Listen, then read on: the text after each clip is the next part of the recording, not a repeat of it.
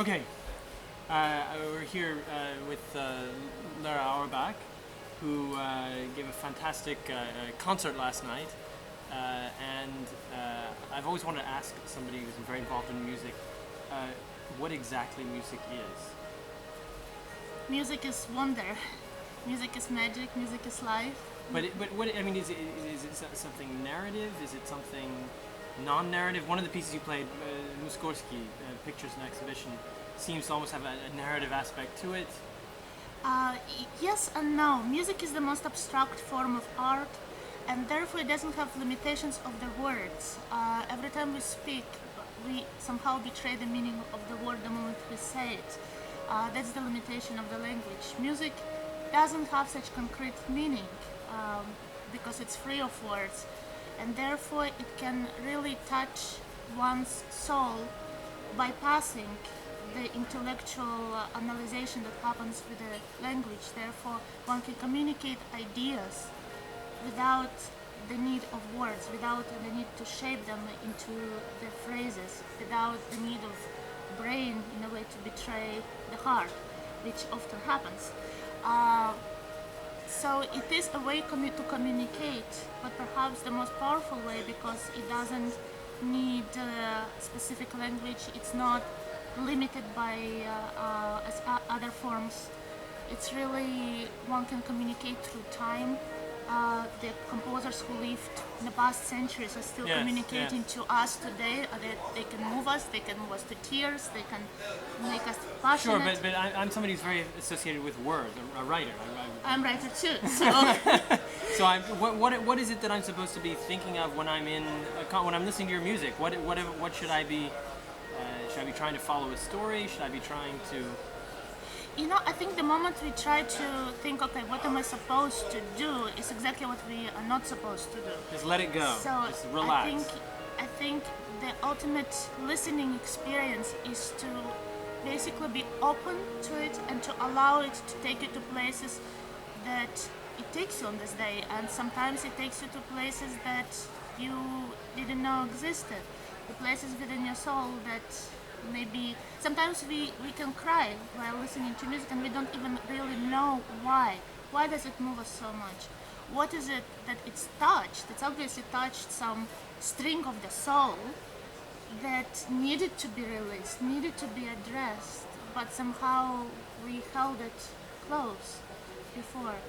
So I think the best experience is just to let it happen.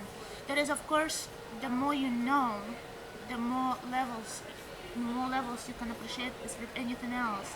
The more you know the work, the more you know about the composer, the more you know, in a way, what to listen for, how is it made. It allows you to appreciate it on... The Mussorgsky piece, you said that's one of your favorite pieces. Yes. How many times have you played that? For how long have you played that? Oh, I don't know. I played quite a few years. Many years. Yes. Are the feelings you get when you play that the same every time? Does it they're evolve? different. I mean, you were very animated when you were playing that. You were very totally involved in it, clearly. That's the beauty for me of performing, that in a way your relationship to the work changes as you change. And sometimes, depending on your own experience, the way you comprehend the work, the way you feel changes. It also happens sometimes very spontaneously, just in the whole. You suddenly realize something that you've never realized was there before. And it's wonderful when it happens. It's in a way what... But again, you're saying that you can have an emotional effect that you don't even understand why it's happening. Suddenly you start crying while listening to music or not. Why? What is going on there? Is it... As you can see, I'm very confused by what music is. I think music is a language. A language without words. It's a language that bypasses words. It's closer to to poetry in a way, because in a poetry there is element of music in poetry as well. It doesn't have the advantage of the language that you can very concretely communicate your idea. Right. So in a way, the message that you deliver is the same that hopefully the reader will get. Right. With music, rather than the concrete message, you communicate an idea. It's a feeling. But do you communicate emotion when you're... Emotion. Yes. It's a communication. It's a means of communication of emotion, then. Or am I being too rational about this whole thing altogether? And I think, well, it's depending how to go about it. It's fascinating that music also is very close to science. In a way, the first person for whom we have this whole Western system of musical notation was Pythagoras, and he based it on mathematical ratio. So there is this very intellectual element to its creation. I am not sure that it's important for the listener to be so analytical about it, because I think it can create barriers.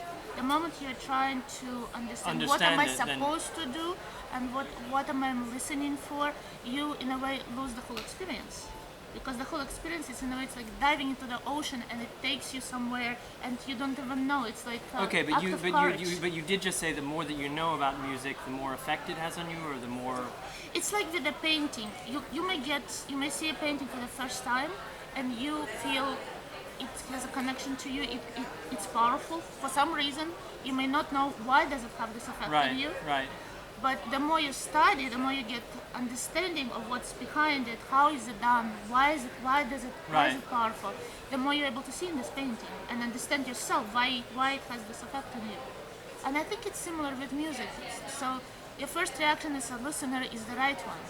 Is in a way to be this totally open and to feel moved. If you go to a concert and you leave as the same person, you just lost 2 hours a waste of time. Your life. Right. If you leave and you feel something happened, you were moved, you may not understand why, you may not understand what happened and why it moved you in that way. Right.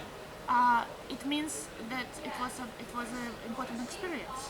Okay. And then, of course, the more you understand of why and what was in the music, what exactly composer did, how did he achieve this effect, how was he able to influence you, why did it happen, the more you're able to appreciate it.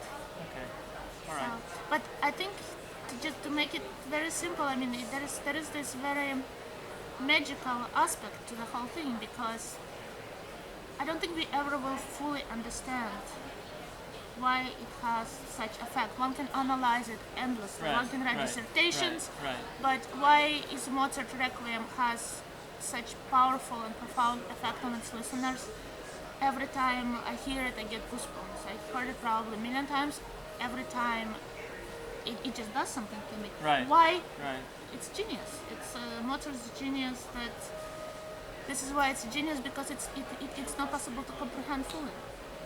And I think it should be this way. There should be some mystery in this Some mystery. world. Okay, the mystery of music The remains. mystery You haven't remains. answered my question, No. but that's a good thing. Okay, thank you very much. Okay. Thanks.